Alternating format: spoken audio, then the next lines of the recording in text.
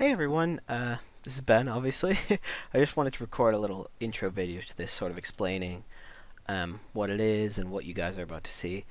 So basically, in 2013, it was in August of 2013, um, I interviewed Papa, and basically this lined up like right after I'd finished my AP US History classes at high school, so I had like a lot of general knowledge sort of about the time when he was living, and I thought, what better way to sort of learn from that than to actually hear from him, because obviously Papa lived through some of the pretty biggest events in U.S. history and world history. So yeah, I thought it would be interesting to interview him and sort of not only just ask about his life, but follow along with real life events. And the end result, I'm actually really happy with.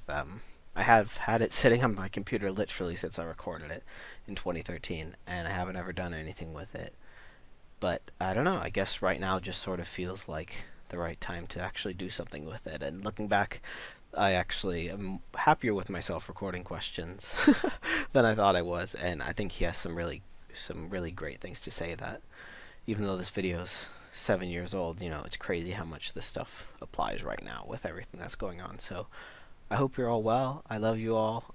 This is sort of just my gift to you right now because it's been quite a tough time, and I think we could all use a little bit of centering ourselves. And I think if Papa gave one thing to all of us, it was the ability to sort of listen to him and allow us to reset and center ourselves. So I hope you guys can take that and get something from it. Share it with everyone. I'm going to be sending this to pretty much everyone in the family that I can think of, but if you guys want to share it after that, I'm probably just going to send it in a YouTube link right now that you guys can share. So feel free to do that. I'd love for people to watch it and to be able to hear about our Papa. So enjoy, everyone. Alright, so the first question I put is pretty easy, and it's just when and where were you born? I was born in Waukesha, Wisconsin, September 2nd, 1928. Nice. And how old were your parents at the time when they had you, and what were their former or current occupations? Like, what had they worked on throughout their lives? When I was born, my mother worked at the malted milk ball factory, Candy. Mm-hmm. My dad was working in a foundry in Waukesha, Wisconsin. Right. And then they moved to St. Paul, and I think I was probably in kindergarten or less. And I remember, I think it was in first grade, they had A and B. A was the fall quarter, and B was in January, and I was in A group. And then I think must have been in the first grade that they decided that I could be advanced to the B. Oh, okay. Which meant that I graduated in January. Okay, right. And what are any siblings or? My brother Dean is 4 years younger than I, and he was born in St. Paul in 1932. October 1st, 1932. Right. My dad was working for the Street Railway Company as a motorman. Yep. My mother was working, and this was Depression time, and my mother was working in a cafe on East Hennepin Avenue, and she would make $5 a week. Alright, that kind of transitions into the next question that I have, that is, how did the market crash and the Depression specifically affect your family's different social, political, and economic status? I of course don't remember that, but I know that my dad I think lost his job in the foundry, and I know that when the banks went under, I think he had $100 in a savings account, and he lost that $100, and to his dying day, he hated banks. For 95 years, he didn't like banks, and because he didn't trust them. Although the business required that they have a banking connection. Yeah. And politically, he was one of the first organizers of the Street Railway Union in the Twin Cities. Do you remember your parents' political views and what they thought about FDR? Or... Yeah, they loved FDR, Franklin Delano Roosevelt. Yes, and they were strong Democrats, and they were mainly concerned about poverty, and we were very poor, and but we had a shelter, and that is, we always had a house. Either they were renting, and then my dad got to buying a duplex in southeast Minneapolis, and but they were all longtime Democrats. Okay. Yeah. Do you remember? What was your first, or what's the first thing you can remember? I guess, or like the first memory. Is there anything that stood out to you? I remember that I was really small, and we were living at I think 617 Jenks Street in St. Paul, and I was up. There was a big stairway, and I think it was almost like a big attic in this duplex, triplex, whatever it was. Mm-hmm. And somewhere I had a doll. Yeah. That was about the size of me, and I lugged it. I don't know if I found it there or what, but I fell down the stairs with that doll and didn't let go of it. And I think that's the last time I played with dolls. Yeah, probably. Yeah. Then I remember that I liked school so much that I got chicken pox. Oh, yeah. And I had to stay home from school, and I sat in the window and just cried for 5 days or however long it took. Yeah. And so is that from your dad, that the watch or whatever? Yes, that's my dad's pocket watch that he used on the streetcar, and it's a Waltham that it must be well over 100 years old. Yeah. And but it was so precise that he used it because when he was driving the streetcar, he had to be exactly on time. They gave him so many minutes to get to a certain location. Yeah. Yeah. Where did you go to school? Like, or I guess that's kind of broad, but I guess like what schools did you go to? Like, Well, I really didn't. After the Erickson School in St. Paul, moved to Minneapolis, and I went to Tuttle School in southeast Minneapolis, which was a teaching school for the University of Minnesota, because it was not too far, a couple miles from the campus. And so we had teachers that would come, practice teachers almost like Emily's age. Okay. And it was really a progressive type of school, and it was really fun. That school, and then I was lucky there too, because I thought I got to be a big deal. It didn't go to my head, but I was the captain of the school patrol, so I had a leather belt instead of a white cotton one. Then I went to Marshall High School, which was a combination junior high and senior, from 7th to 12th. Nice. And well, what are some school activities, or what did you throughout school? You mentioned, you're a different captain, but I know you were involved in a bunch of stuff through school. So yeah. In grade school, you pretty much. I was interested. Recess, we always had a football or baseball, and when we had lunch, we would always be involved in that. My parents worked, so after school, my brother Dean and I were really alone. And I remember we played football in the street, and it was really fun because there was a family. Their name was Owen Trickey, and he was a big football player for Marshall High School at that time, and I think I was probably, I don't know, maybe 7th grade or something like that. But his sisters also played football in the street with us. Yeah. And they were really good.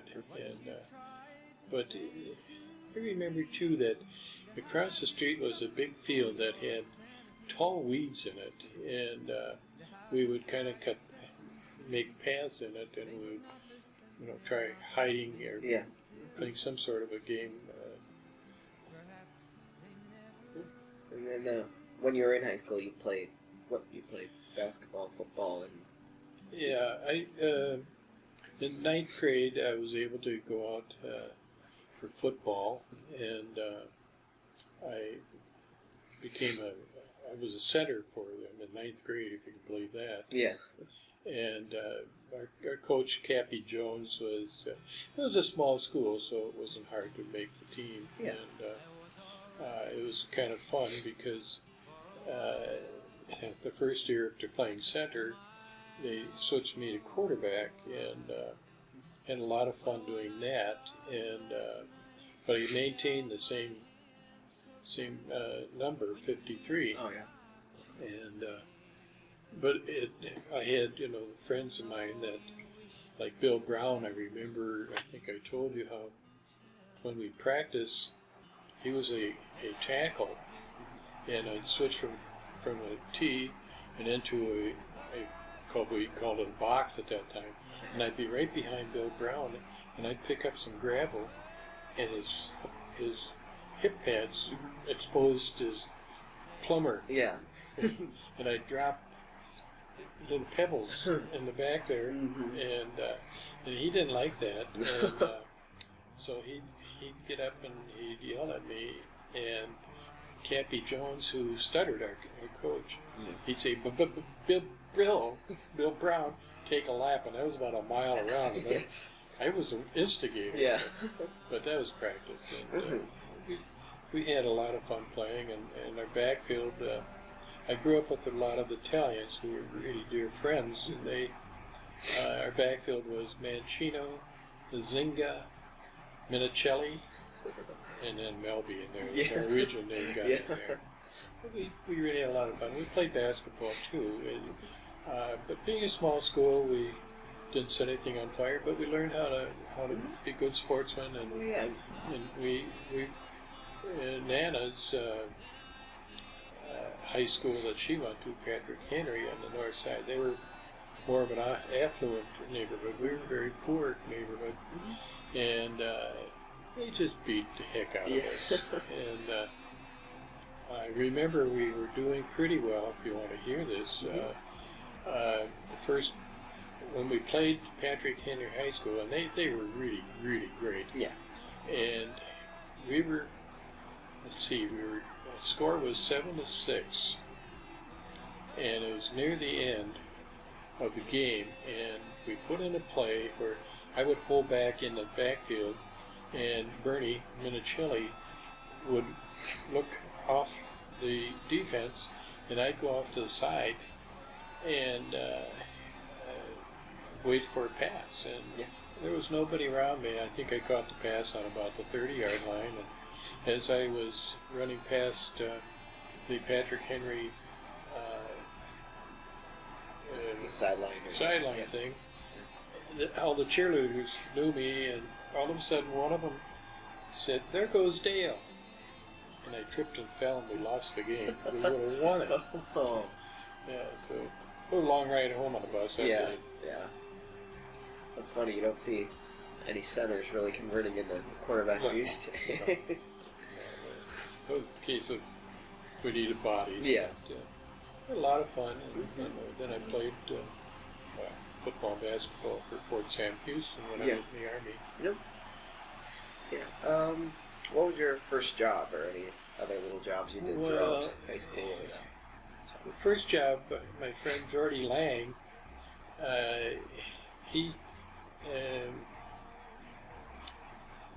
Hyman Berg had a little grocery store that he put out these pamphlets once a week, and there were about 500 of them, I think, and he was given $5, and then he conned me and a couple other guys and gave us 50 cents to go peddle them.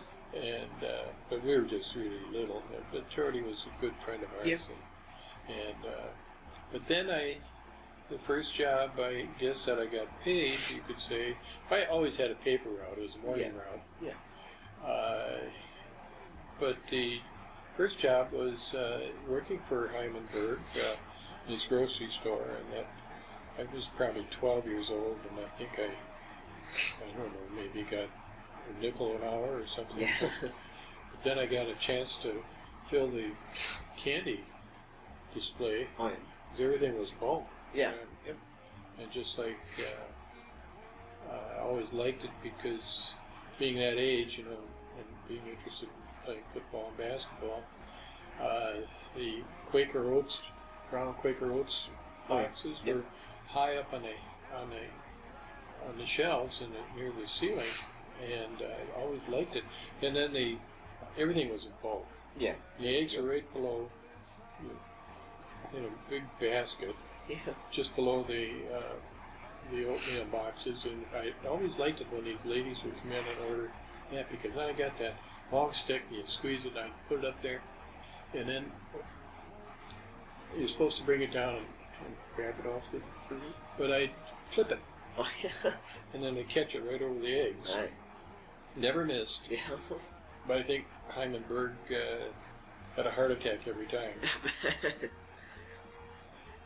Alright, well, I just say, what are some things we kind of talked about, like how sports helped, like with teamwork, but what are some things that your school and friends and all, and like stuff like your jobs, how did that influence your, like how you lived your life and your outlook on the whole world? Well, growing up really poor, it gave us a value of what we didn't have, and but we didn't know. Everybody in southeast Minneapolis was poor, and we didn't know. I told you one thing, after football practice, we go down in Dinkytown, and on the corner, our whole team would go down, and we didn't have any money to go into the drugstore to get some gum or anything.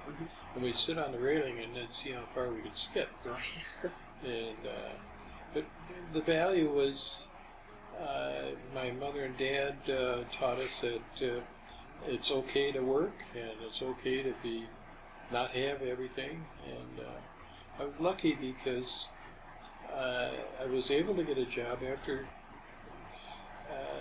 I had to be careful because I was playing sports, and so it didn't allow me to do some things. But and I was always younger than my friends, Bob Moore and Dick Maddox and Bill Brown and Al Riley, and they'd get a job in the summertime, and I'd be working at the drugstore. Oh, yeah. And but I was too young to get a job. They were working at the fruit auction because they were 16 years old, and I was only 15. Oh, yeah. But then when I got to be 16, in 1944, during World War II, I turned 16, and my dad, being the #1 motorman at the East Side Station, the streetcar company, he got me a job as a conductor and I could work Thursday afternoons after school because we didn't have practice. Yeah. And then we'd play the ball game on Friday nights. But then on Saturday and Sunday, I could do 9.5 hours on the streetcar as a conductor. And so that was a good job. But that was because everybody was in the service in World War II, and they were short. They needed a body, and it was fun because being a conductor, those are two-man cars on the Como Harriet. Went from 54th and France south to downtown St. Paul, did a loop, and then back to 54th and France. Sometimes I was lucky I got onto the Como Hopkins, which it seemed like you were going out in the country for a long time. So that was a good job. I don't remember how much it paid, because I think the motormen, they were getting maybe 90 cents an hour, so I probably was getting 15 cents an hour, 20 cents. It didn't matter, it was a job. Yeah. All right. You kind of talked about it there for a second, but what were your thoughts on the war before the U.S. themselves actually got into it? Did you pay much attention? I don't really know how much it was brought up. In 1939, we kept hearing it. We didn't have the media that we have today. There was no television. Yeah. We only had radio, and at my age at that time, I was more interested listening to Jack Armstrong and Tom Mix and, Yep. and those things. But we heard about Hitler and Mussolini, but we were too young to know. But when we got to be about, I know when we were 14 or 15, we wanted to, all of us guys wanted to go into service. So we knew we couldn't get in there, and even if we lied about our age, Yeah. and we were willing to do that. Because Yeah. it was the patriotism. Mhm. So, but politically, I remember that Franklin Roosevelt, when his fireside chat announced that the Japanese had hit Pearl Harbor, which was a big thing, and I would have been 13 years old then. And that was pretty devastating. And then, even then, we didn't have that type of news coverage, but there was a theater downtown on 8th and Hennepin, between 7th and 8th, on Hennepin. It was called the Newsreel. Okay. And so we could go to that movie, and maybe cost a nickel or a dime, and we could see that type of, it was like a newscast. And we did that. Yeah. So yeah, you just answered one where I said, do you remember when you heard about the Pearl Harbor bombings? I have a couple other things I was just wondering if you remembered.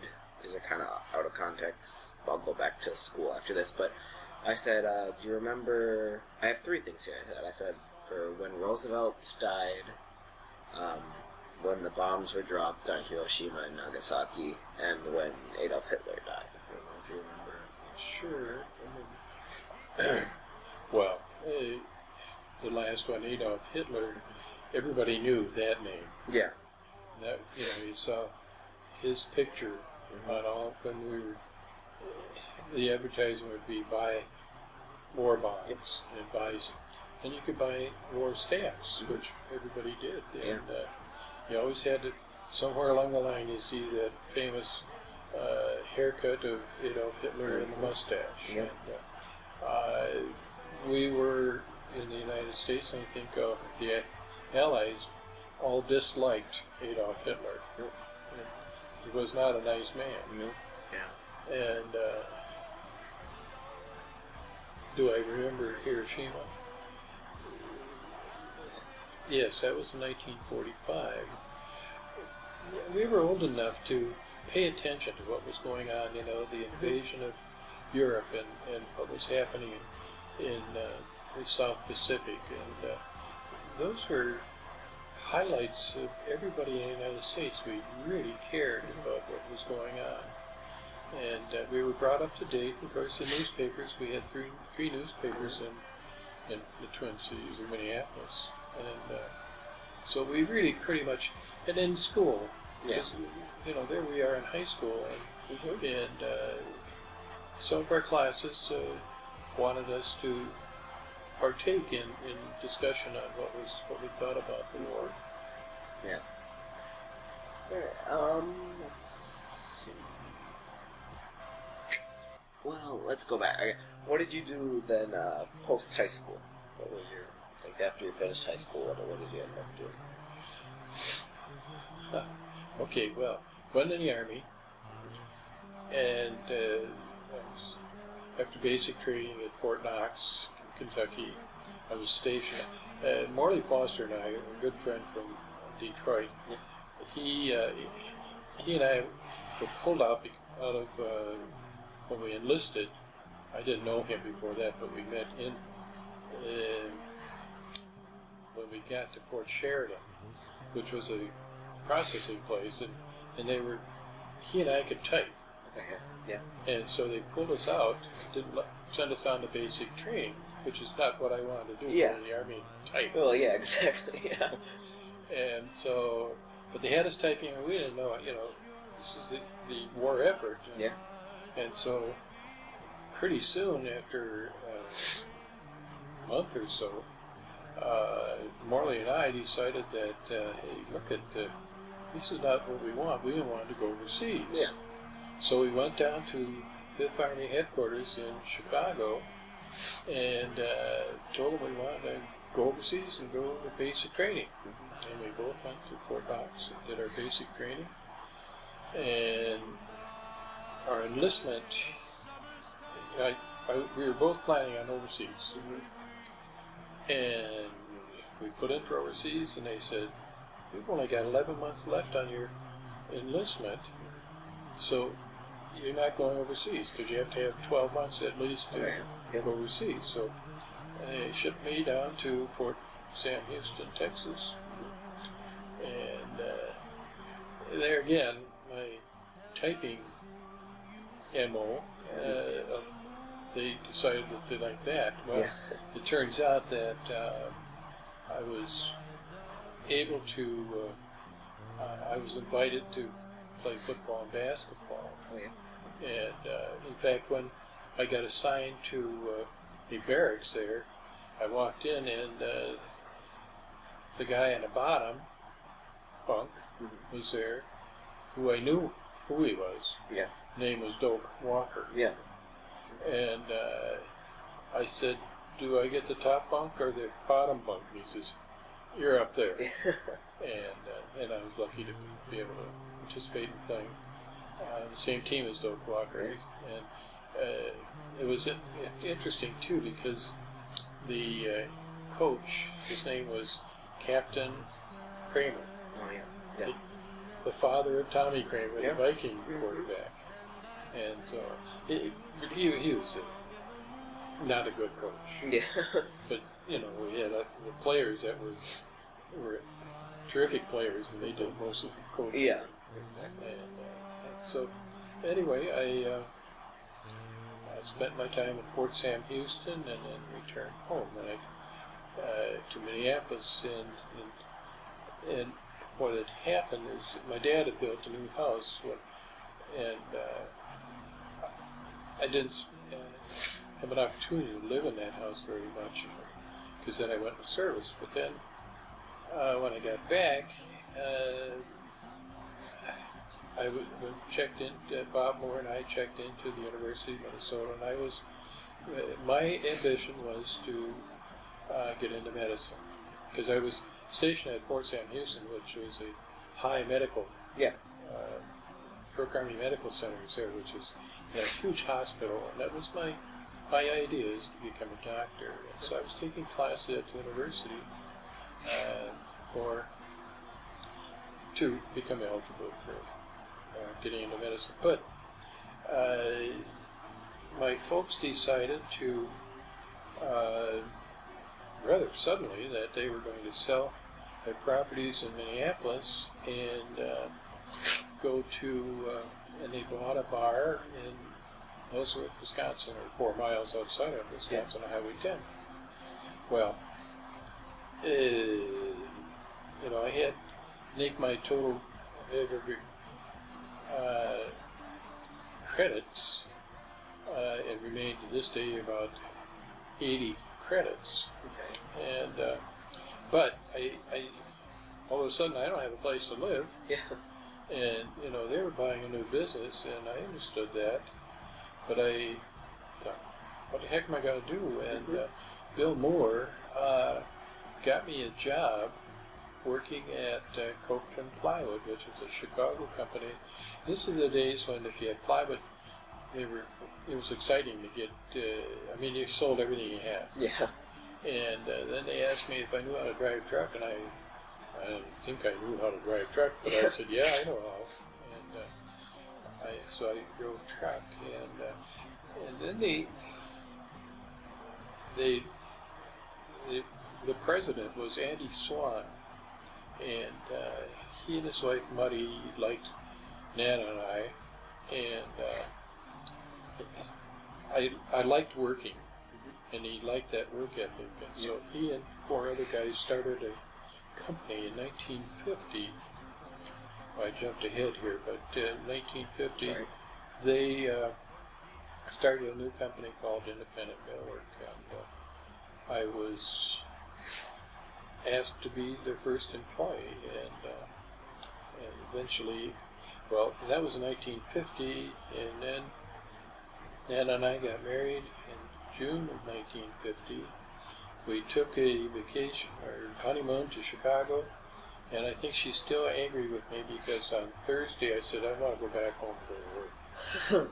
And she didn't understand that because I had a week off. Yeah. But anyway.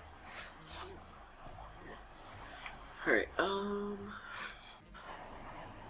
we're around the 50s. You were in the Korean War, weren't you? Yes, when we got married in June 9th, 1950, and the Korean War broke out the end of June, and 4 months later, I'm sitting in Korea. But, and I'd already served, and that was a dumb thing that I did. I joined the reserves when I was living with the Moors, and Mr. Moore was a...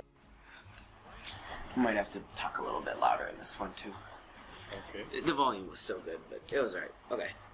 Alright, so when we left off, you were talking about you guys just gotten married and you were going for the Korean War, I think is around there is where we were left off. Yeah, I was a manager of independent millwork at 21 years old, and it was a heck of a job with a really, really aggressive company that I really liked, and so I got called back, went to Korea, and spent a year there in Korea, came back, and my job was waiting for me, and it was exciting. So you had, how long were you over in Korea? Or how A year. Okay. Alright. Okay, so around Korean War, that would have been Eisenhower, wasn't it? Or was that Truman still? No, that was, Truman. It was Truman, and then... So there's Truman and Eisenhower. I guess, what were your opinions, I guess, on both those presidents? Both of them were great. Yeah, both. Eisenhower particularly because he said that we shouldn't be in wars, and there he was, the general that won World War Exactly. II. Yeah, that's how right when he ended, he said the military complex or whatever is getting too Yes. big, and now look where we are, so. Yeah. Yeah, and he had the Interstate Highway Act, so he built all the... Did the good things. Yeah, exactly. Things He that was a good overall president. We're indebted to him for the things he did at this time. Mm-hmm. Alright, so now talking about those guys, we're transitioning into JFK, who I know you like a lot, so I guess just talk a bit about him, about Cuba and the stuff he did around here, Vietnam. Well, of course, the whole country was excited for John F. Kennedy and his wife Jackie, and we had a neighbor, Gene Smith, and his wife Martha, who, when Kennedy was elected, he made a personal call to Gene Smith, who was the head of the Minnesota Transportation Department at that time, and good friends of ours. And Kennedy asked him to be his finance officer, and he wrote the first budget. In fact, Gene Smith was the first delegate to NATO after World War II. Okay, yeah. So they moved out to Washington, and later we went to see them, but they were really good friends. Alright, so, do you remember I'm sure you remember, but what do you remember about, like, the Cuban Missile Crisis and the Bay of Pigs and all that? So, Of course, that was all over the news, and everybody was pretty apprehensive, yeah. but Kennedy was pretty cool on that. Yeah. He wasn't going Yeah, to that fool was- around. Exactly, he handled that, about as well as he could. Oh, yes, he did a great job on that. And Kennedy, he was focused, well, along with Jackie too, but they were both really focused on doing stuff on the homeland, weren't they? And removing billboards and stuff, I think you had said. Yes, the important thing that Kennedy's did was the country was happy. Mm-hmm. Yeah. Everybody was happy in the United States, and they got rid of the ugly billboards on the interstate, and they were beautifying the roads and communities. And of course, moving on to that, that's another one of these moments I'm sure you remember, or I bet, where or whatever, when you heard that he was assassinated, I'm sure it was. Couldn't believe it. Nana and I I think we were having lunch here and we just could not believe it. In fact, I don't know if I was having lunch here, but I was building in Valwood in Golden Valley, and I may have been to lunch there, but it was a shock. Yeah, I would guess. Yeah. Also around this time is where there's a couple kind of things. This kind of goes off the timeline a bit, but this is where human rights movement started, going up. African American rights were really getting on, and MLK was really gaining popularity. I think it's the anniversary of the original march in the next couple of days or so. But do you remember, what were your opinions on both? I'm sure, MLK in the beginning of the 60s was obviously a lot more calmer protests, but that started culminating later with, Black Power and Malcolm X and the Black Panthers and stuff. So. I'll give you an illustration about how my feelings are on that.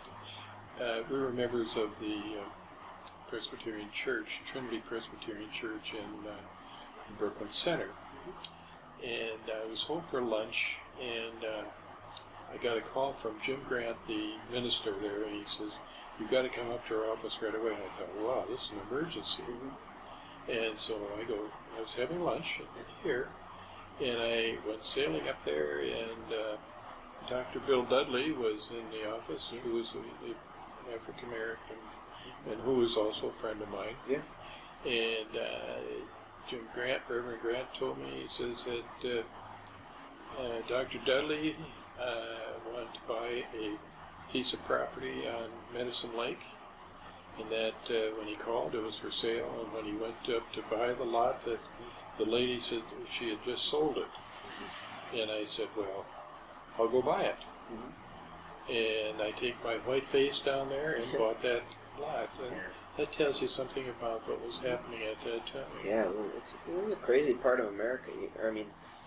Of our whole history, to think it's weird for me, especially thinking that degree of separation. I know there still exists some, but sure. Only being that long ago, it's really interesting, I guess. And Dr. Dudley went on to be a very successful veterinarian and 3 hospitals, and to this day is still a good friend. Yeah. He still is black. Yeah, exactly. It doesn't change anything. No, in fact, your mother, it was funny because she being a blonde, and we invited Dr. Dudley to come to our condominium in Winter Park, Colorado to ski with us. And he came out there, and we skied with him for 3 or 4 days, and then he had to come back to his practice. And it was fun to see your mother, the very white blonde, giving him, a very black man, a hug, and they both meant it. Yeah, that's really neat. All right, and around that time, obviously, we talked about Kennedy's assassination. That's where President Lyndon B. Johnson was sworn in an inauguration and came in with a bunch of really radical stuff with this Great Society and helping poor people with Medicare, Medicaids. What did you think about it at the time, and now looking back on it? Has that changed? No, it hasn't changed at all. I think Medicare is one of the finest things that happened in our society, along with Social Security. We have some people in the country that are taking pot shots at that both programs, but they have really helped our health, particularly in the elderly and younger people. So it was always accepted, and it was a great program. Yeah, it's funny. I was thinking, Johnson is probably one of the only presidents who was unlucky to be president during a time where the economy and everything was pretty good, because all of his plans were really what would have worked during a depression or something. So, he was kind of a funny guy, He was kind of rough around the edges, wore the cowboy hat, and the dog named Dog. I love that. But we really liked him. Yeah, he's a good character. And his wife. And it was interesting when we went to Texas to visit with Uncle Jerry. We visited their ranch. Oh yeah. And that was really interesting. That was after he had died. But he was, a rugged Yeah. individual and said exactly Well, what he thought. I loved his negotiating. Like lean over people, and Yeah, that was always funny. he was a big guy. Mm-hmm. No, yeah, yeah. He's a funny frame for a president. You know, you don't think. All right. So obviously, towards the end of his presidency is when the Vietnam War started to really pick up. I guess. I mean, it had started. You know, there was plenty of presidents who had been involved in it. It was kind of a mess all around, but the end of Johnson and really the beginning of Nixon is where the whole thing kind of started culminating. What was really how old would you have been around here? 40 or in the 40s probably. Well, let's see. It would be around 70s, so about 50 or no 42. The Vietnam War, though, was It was in the 60s. yes. Yeah. And so I would have been maybe close to 40 or 38 or Yeah. something like that. Yeah. Totally opposed to it. Yeah. As I am opposed to war. As most people were, especially to that one. Well, and I think that our attitudes have not changed to this day. You take the average citizen and take particularly veterans who have been in the war's situation that they don't want war. Mm-hmm. Well, you know, the thing with the Vietnam War and little war is no matter how big our military is or whatever, it couldn't have helped us from their little, you know, they had specific ways to take us down. It didn't matter if we had the most, you know, military cruisers or bombed them as much as we did. They were all just hiding in the holes. And, Sure. You know, And the French had been there for 20 years and got beat out of the place. Yeah, exactly. Yeah, so that was crazy. And we mentioned Nixon a bit, and what did you think about his presidency before he got caught, and obviously now Well, after? okay. At that time, in 1970, I went into, I had the Melby module manufacturing, which was an innovative way of manufacturing homes. And we did it at Ellsworth, Wisconsin, and it was an incredible way of building houses.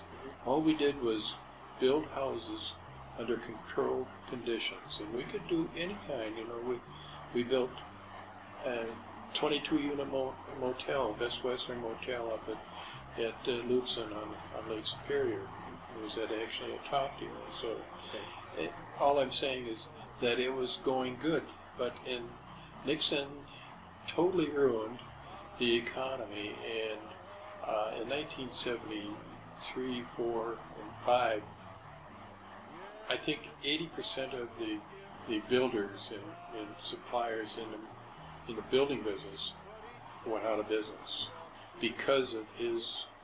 So when you talk about Nixon, I'm not too pleasant. Yeah, your personal experiences didn't. All right. So moving. This is kind of. This is before, I guess. Do you remember? Well, I'm sure you did, but because pretty much everyone watched it, the moon landing, or that was in '58. I want to say it was the same year Nixon was sworn in. I think so. 60 or 50. Oh my. Well, no, I don't think it was in '59, because that's when. It was before the '60s, because Kennedy or whatever had promised. Kennedy said that. Well, see, Kennedy was in the '60s, and he said by the end of the decade there would be somebody flying in space, and that was true. Yeah. So I don't remember exactly when they landed on the moon, but it was significant. Yeah. Yeah, it was. The whole world was watching and listening. Yeah. Well, and again, you know, it had a big impact on, especially since we beat Russia to it. You know, Sure. Well, they had Sputnik up there in the space beat. That kind of opened the eyes of our country. Yep.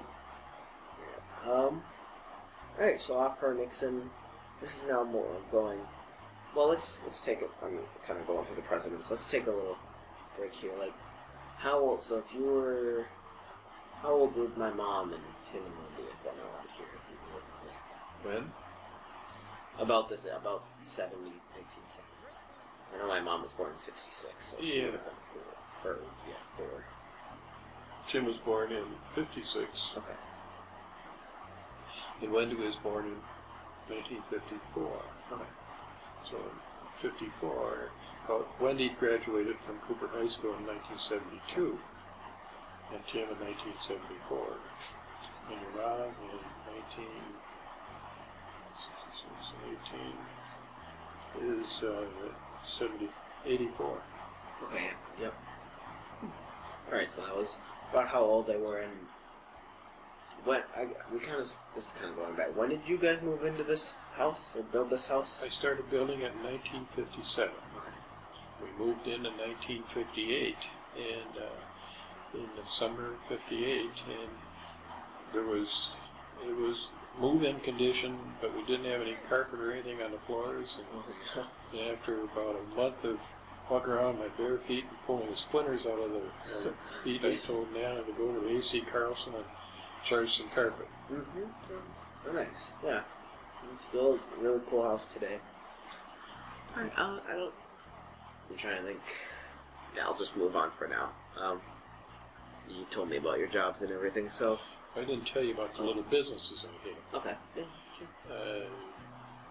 When I came back from Korea in 1951, my friend Ray Smith, who we went over together, he's the one that taught me how to play a little bit of bridge. Okay, yeah. And came back and we were talking, and I said, Mo, we called him Mo at the time, his name was really Ray Smith, and I said, I've got a connection that we could be in the insurance business, casualty insurance business. And we started that. I got a connection that I had with Harold Snow, and he got us into the insurance business, and we had... Right. So when we started the Melby Smith Insurance Agency, we had a lot of friends, and so we wrote a lot of insurance. And I was still managing independent millwork, and then Andy Swan left independent millwork, and so he asked me to go with him to Swan Millwork, where I was general manager there too. In fact, Jerry Stacy was going to school then, high school, and I hired him, and he worked in the millwork business, and he also worked on this house and in my construction when I was building houses. And then I started the Acme Sliding Door Frame Company. We made sliding door pockets, and then we had this. They're all little companies, but they did well. In fact, without them, we wouldn't have been able to build this house because we used some of the proceeds from the little companies.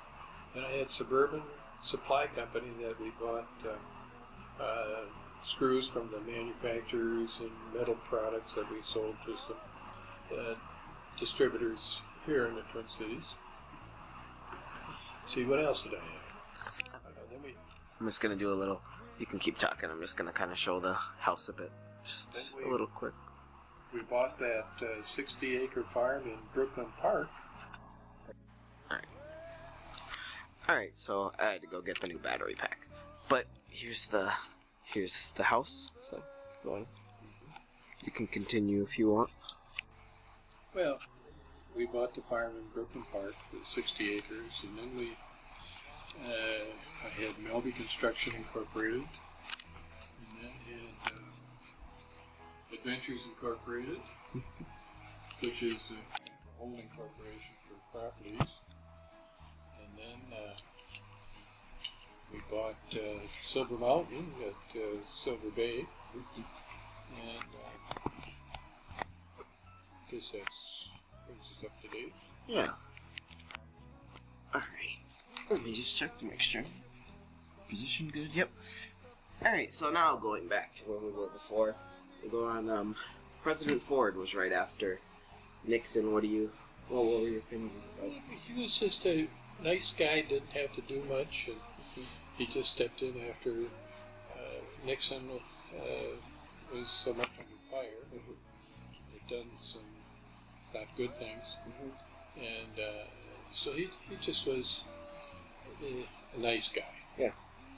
And he liked spending his time at his place in Vail, Colorado. Oh yeah. He skied, yeah. He had part of Nixon, didn't he? What did you He did. think?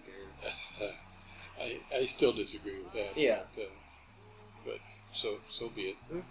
yeah. And then from forward, yeah, we move on to Jimmy Carter. He was terrific, and he took so much heat. He was still taking heat for Yeah. probably one of the most humanitarian presidents we've ever had. Yeah. And but he had the misfortune of having the Iran captured the 13 people for a year. The Iran hostage crisis. Yeah, and it was sad because he kind of hid in the White House trying to figure out what to do. Yeah.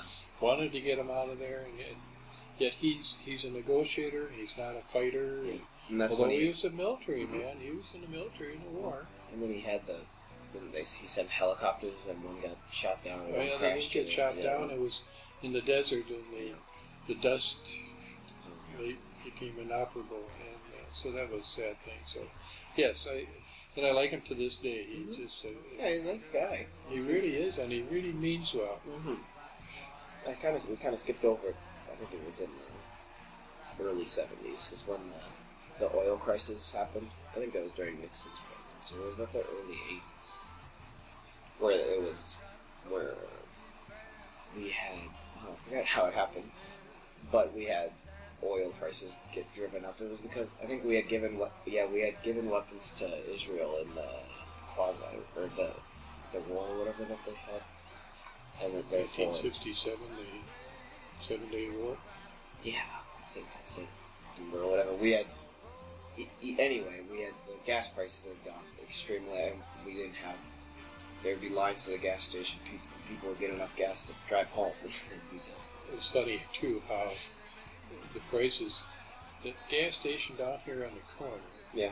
When they first built it, the first week they sold gas for $19 or 19 cents a 19.9. Yeah. A gallon. And when the rest of the price was 29.9. And I know when they raised the price of gas to 50 cents, I said I'm not going to drive anymore.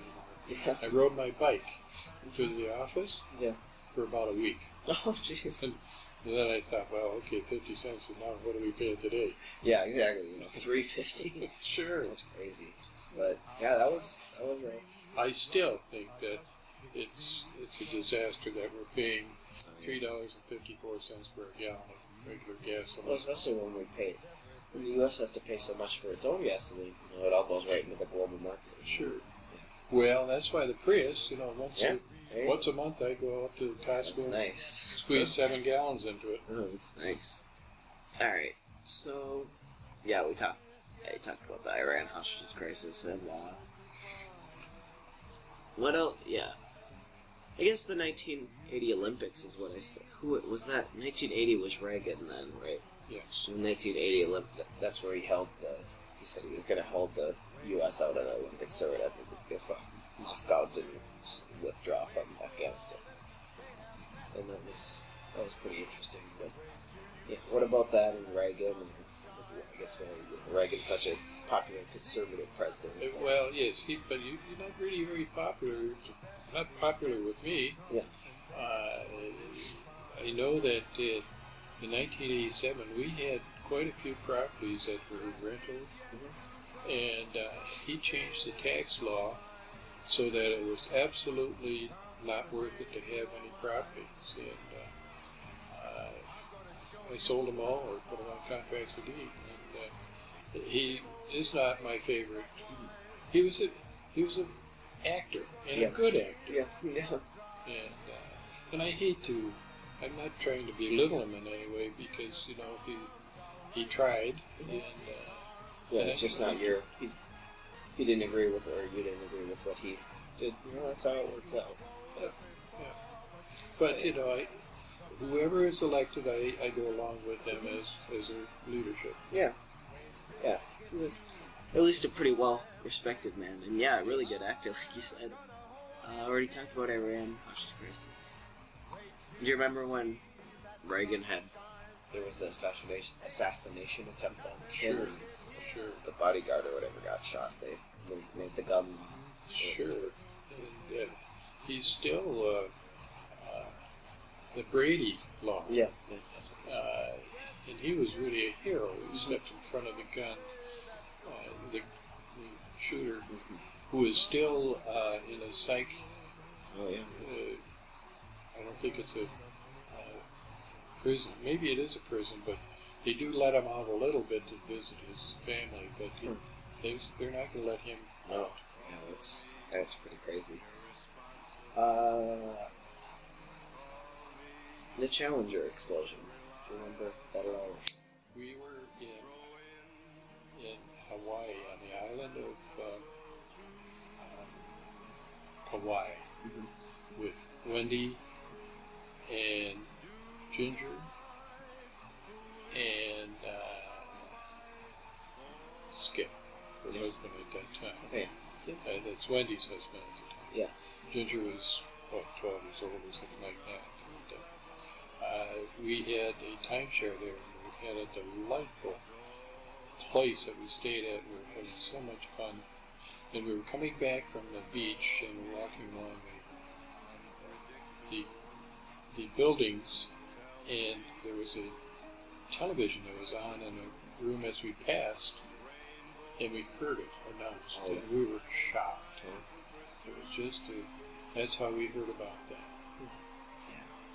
There's something I meant to say when we were talking about Carter that we had learned about in history class, or that my teacher, Mr. Hohenstein, told us about, where he was interviewed for Playboy, and they asked him what the craziest thing he ever did was, and he thought about it for a second and said, "There's this one time when I was married where I looked at a woman and thought she looked pretty.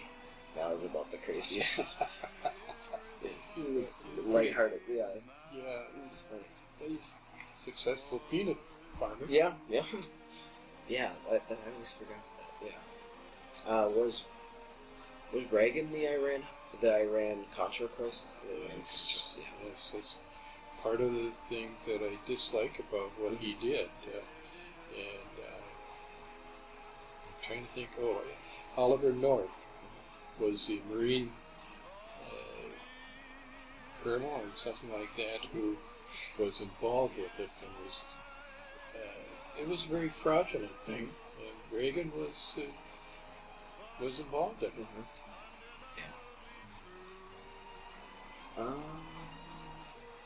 All right, yeah, I guess. Well, was it Reagan where they tore down the Berlin Wall? Yes. And Mr. Gorbachev tore down this wall. Yes. That was interesting.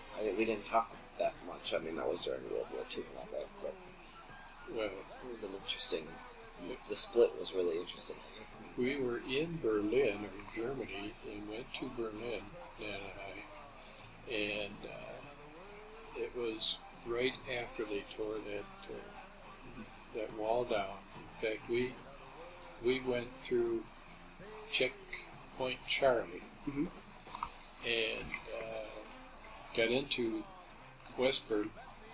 East Berlin, and it was so depressing. Everything was gray and dirty, and so we turned around and tried to get back through Checkpoint Charlie. We showed our passport, but when we had arrived in Germany, they didn't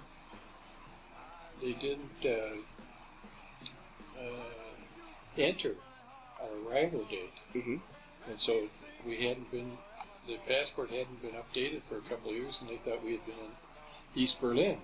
And so the guard, he couldn't speak English and I couldn't speak German, and I thought we were going to go to jail there, right at Checkpoint Charlie. But he finally threw up his hands and threw the gate up, and off we went. But that was right after the Berlin Wall came down. Well, I was just looking up. I forgot to say this.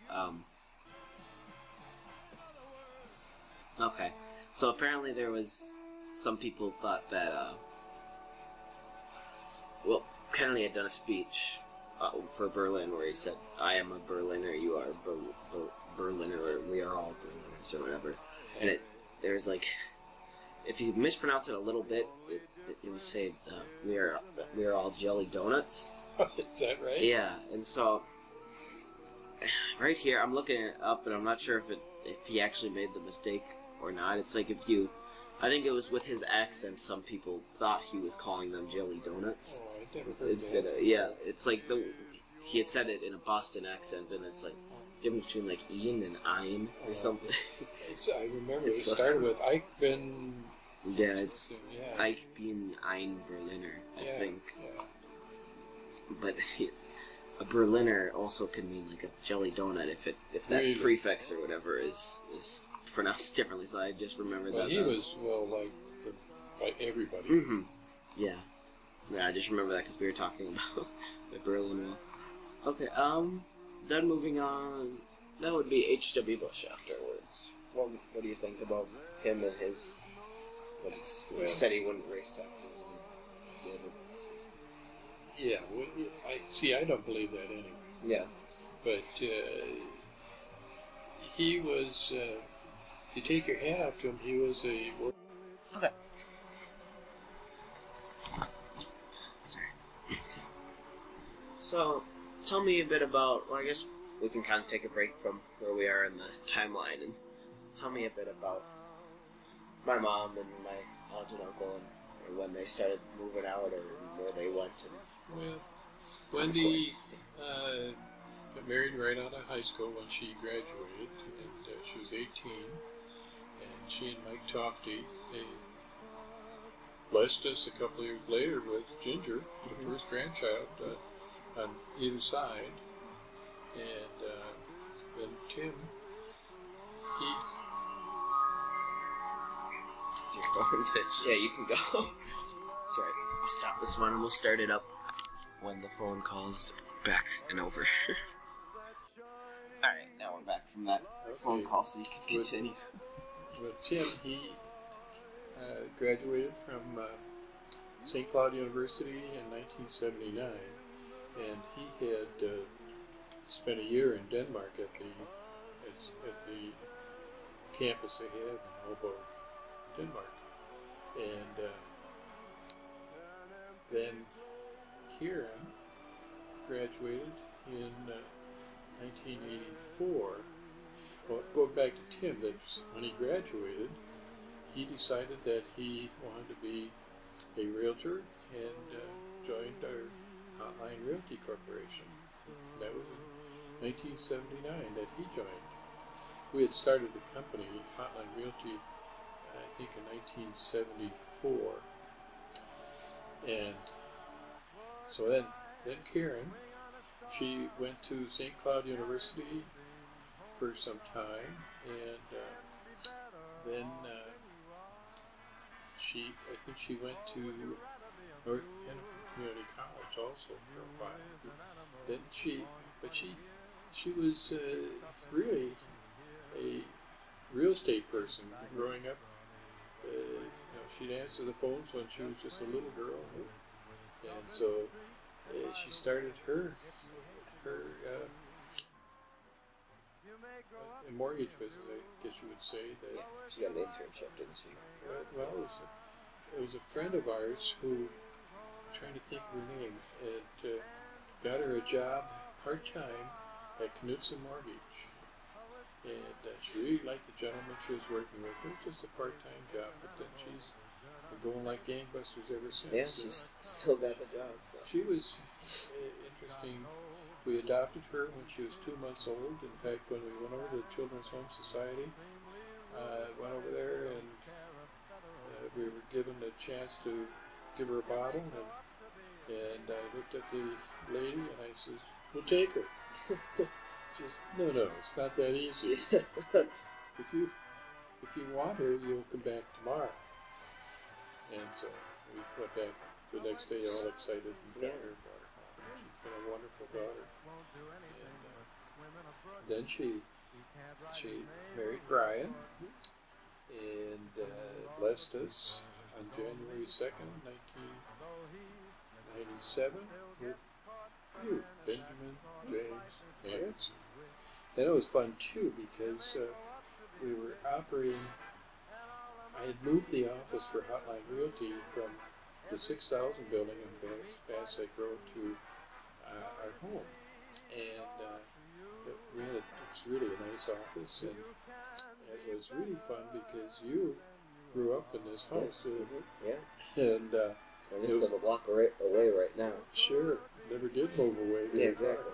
And that's really nice. We like that. And it was fun because we had a kind of a playpen or something for you, and we put it in the TV room. And your dad and I were in the office. Every once in a while, I'd sneak up here and poke my head around, and he'd go jumping up and down and wanting to do something. And he was such a good baby, as you are today. You're not a baby anymore. Yeah.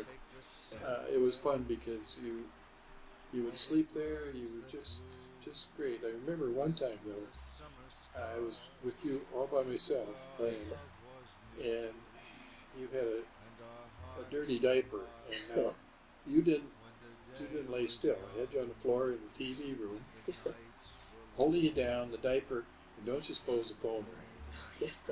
And I got my foot on your head, and it was Tim Kane. I said, Tim, I have to call you back. I'm changing a diaper.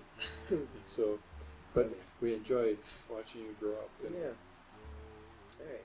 Yeah. So now I think we'll swing back onto the timeline, if that's all right. And, I think we just finished up with H.W. Bush pretty much, and during that time was when the Persian Gulf War first happened. And when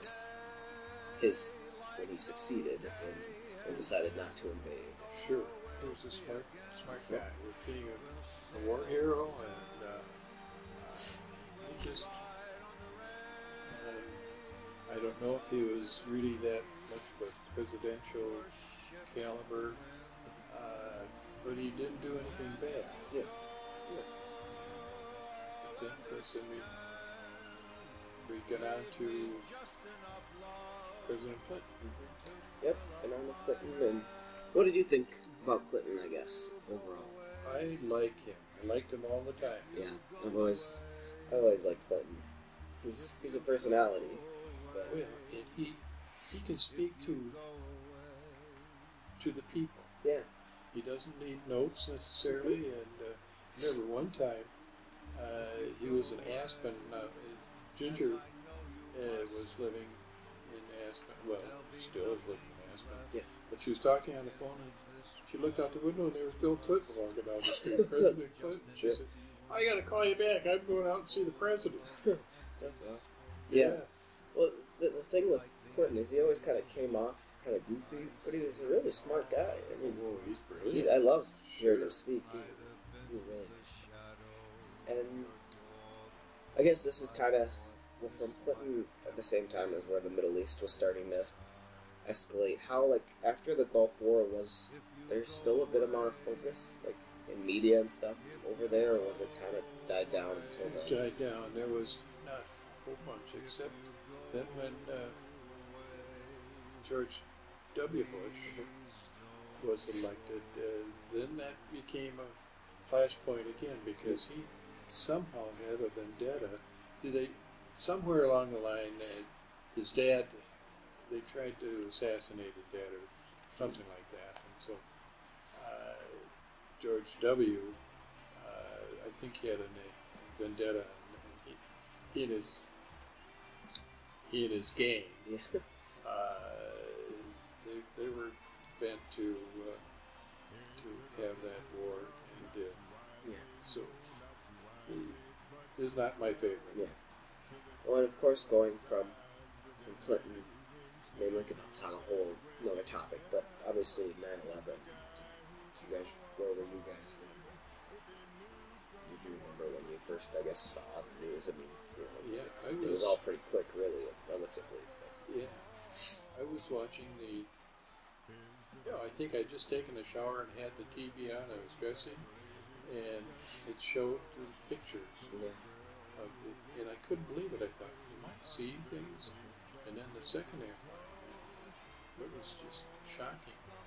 Haven't you guys been in the areas? Yes, this happened to 9/11, September 11th, and Nana and I had been up in the World Trade Center, both towers, in June of that year, and we went up to the top and looked out over New York City. It's just amazing. It's an incredible experience just to go up there. Yeah. I'm excited. I'm really excited to see the memorial when I go there for March event. That'll be really interesting. Yes. And we do. I need to look up the name.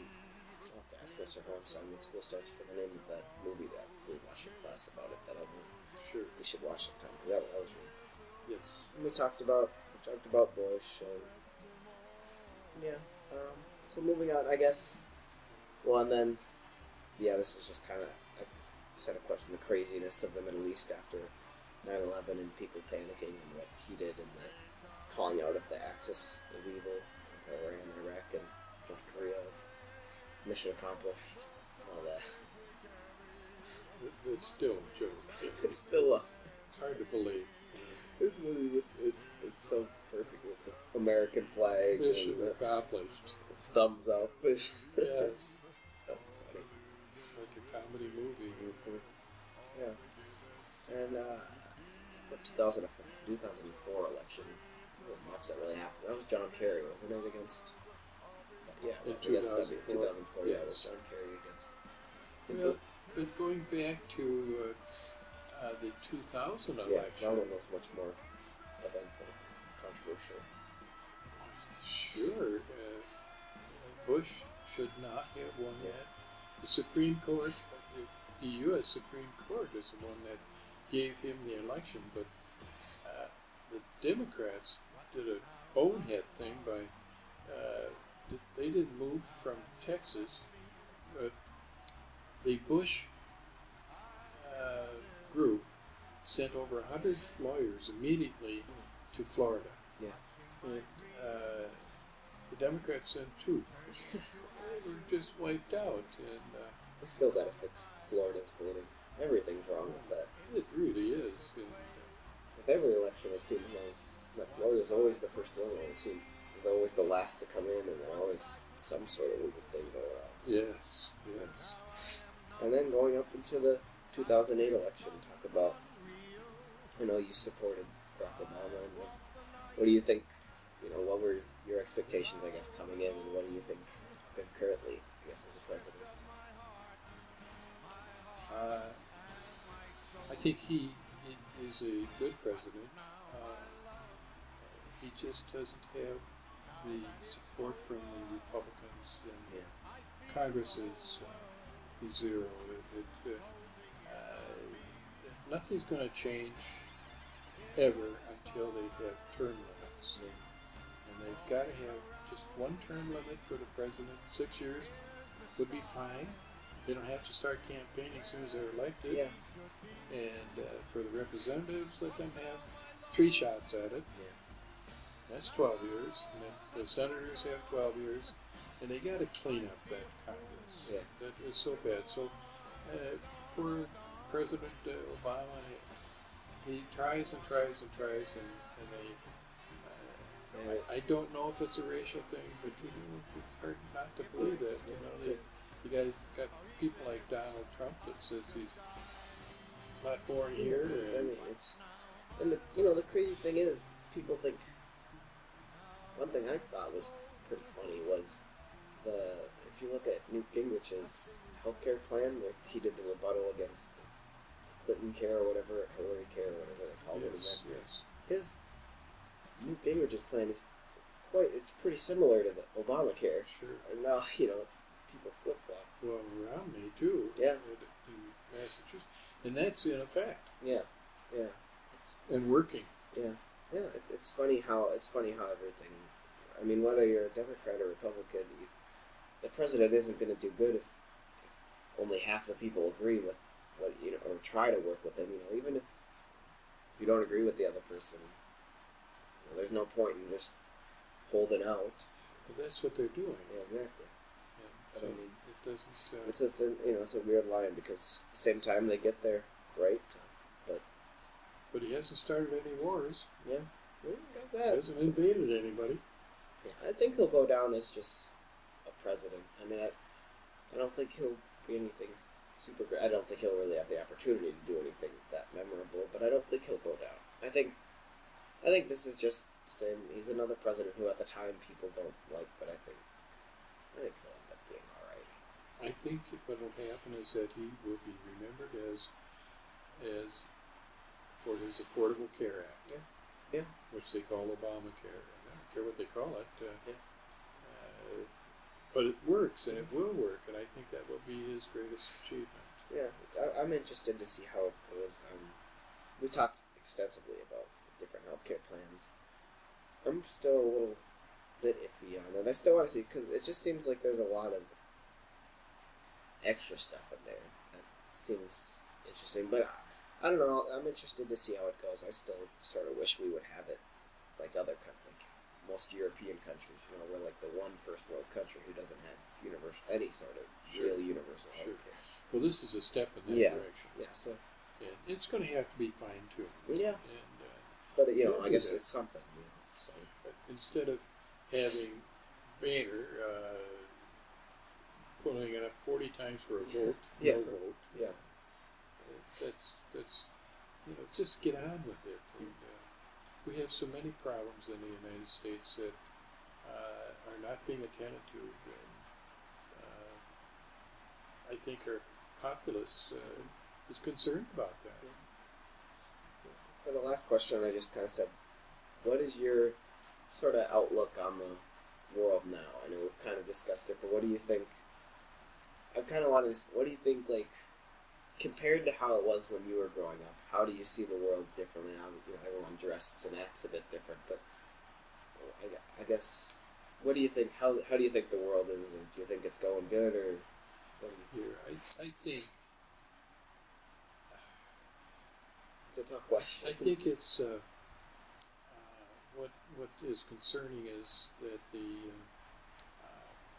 war in Syria, but these religious wars have been going on for thousands of years, and as you know, we were a year ago. We were in Israel, and it's a very delightful country, and very progressive, and very peaceful. And we didn't see any armed units, didn't see any military, and we traveled extensively, and that's just one place. But all the countries.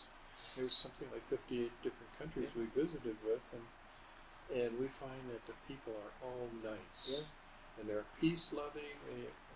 They aren't antagonistic towards the U.S. citizens. Yeah, it's sad to see that. I always think if you there's so much simple things. If you could just get all the world leaders in one place and have them watch a fireworks show together. Alright, we didn't notice that it cut off. I didn't hear the little beeping noise. So basically what we said, I had said the fireworks show thing, and then he said that that's basically kind of what the UN is, and we had talked a bit about the UN, and we're basically talking about big corporations and how, we really should rely a lot more on smaller people, and we were talking about my cousin and his wife, how they don't earn that much money, but they're working with, smaller people for better foods and more organic foods and stuff like that. And I guess we were wrapping just kind of up. You were just starting to say, what do you think? What do you think our world is today? Well, where are we going here? I think that's right. I think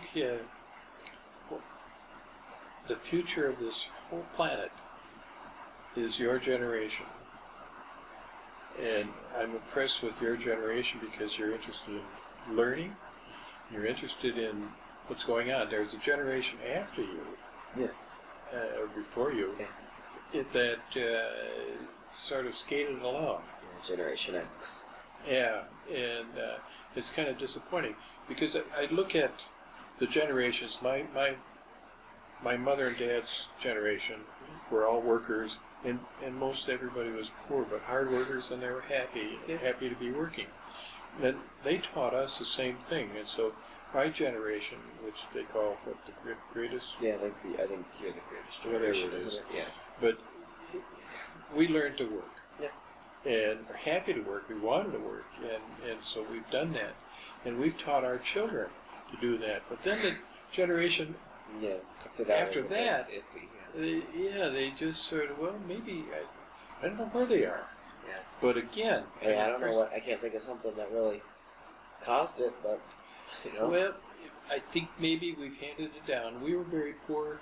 We want our kids to have more. Yeah. And I think it's gone that way. Yeah. And maybe that generation, and they'll be okay. Yeah. Yeah. They'll turn out all Sure, right. they'll be fine. But I'm impressed with your generation and the young people that I see with you and see that we are acquainted with are impressing me because you're the future. Yeah. You have to understand our universal health care. You have to understand Social Security.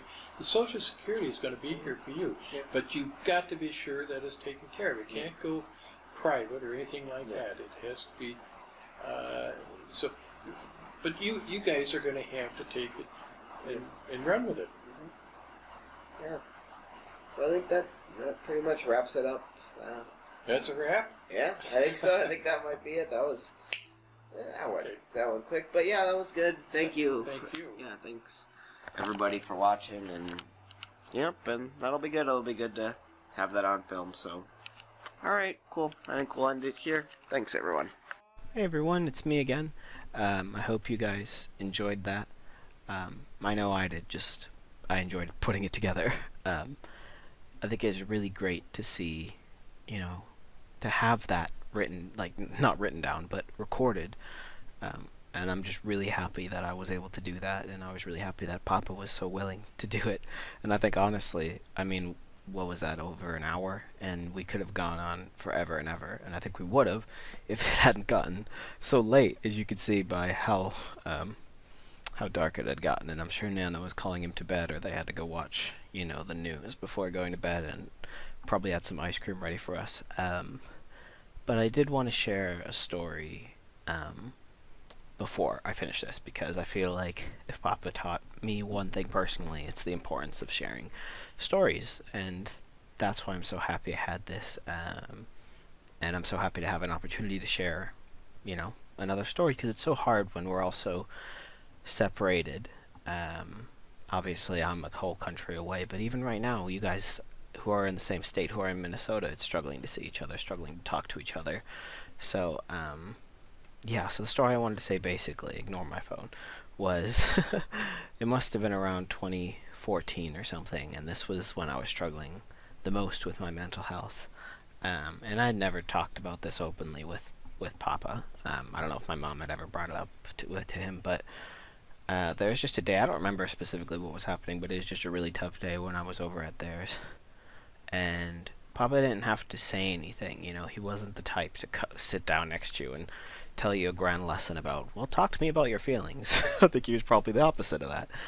But by the time when I experienced him, and I feel like it's important for me to say this, because a lot of us know that Papa had a lot of different times in his life, and some of you knew him at a time, when he was younger, and I knew him when he was older. And I think I was so lucky being the youngest grandchild, because I got to see a Papa that I'd learned from each and every one of you. And that's something I really want to exemplify. I think Papa's growth was directly a result of learning from each and one of you. That's every son, every daughter, every cousin, every grandson, every granddaughter, every nephew, everyone. Every interaction that he learned from, I think Papa took something away from. And even though if he was stubborn and he didn't think he was taking something away from it, he learned. And so by the time that I got to experience Papa, and I was over there pretty much from when I was born to the time he passed away, bar the the 3 months I was away at college, I was over there at the very least once a week. And Papa knew so much, I think, obviously, as you would do, but he was not just a knowledgeable man about the world, which I think he always was. He always was an informed man. But I think if you had to talk, I think especially some of you who knew Papa when he was younger would say, maybe while he was really knowledgeable, he wasn't always as socially aware in situations, and maybe he wasn't as emotionally available as you think. Obviously, I think Papa was always the more emotionally out there of him and Nana. They both expressed their love in different ways. But regardless, getting back to the point, because I'm rambling, Papa knew by the time when I was there, he knew how my mind worked, and he knew the best way to help someone. And the best, when I was struggling so much at that time, I didn't want to sit down and talk through, have a big lesson. But what I did want, I didn't realize, but what he knew, is he took me to a trip to White Castle, and that was something simple. But we went, and normally we would go there, bring it back so he could do some more work in the office. But I remember specifically at this time, and this is when I was in the middle of yard work. Um, yeah, this is when I was in the middle of yard work. But he he picked me up. He said, let's take a break from this. Let's go get some lunch. And so we went and we got that lunch. And we didn't even talk about what was going wrong. I think he literally just told me the same 4 stories he liked to tell me about his past. But that's exactly what I needed, and that's the one lesson I wanted to share with you guys, is that as much as Papa learned from all of you, we can learn from him. From the good times, the bad times, everything. I think what I put together today is something we can all take and share to everyone we meet. So that's my side. I'd love, for you guys to send some of your favorite Papa stories, or whatever you want, whatever you guys want to do. Share this video, save it, keep it, whatever you want to do. Anyway, I love you all. This is to everyone in the whole family. And yeah, I hope I'll get to see you all soon. Zara and I really want to try to make it over to the States soon, so hopefully we can see you in person. Alright, see you guys.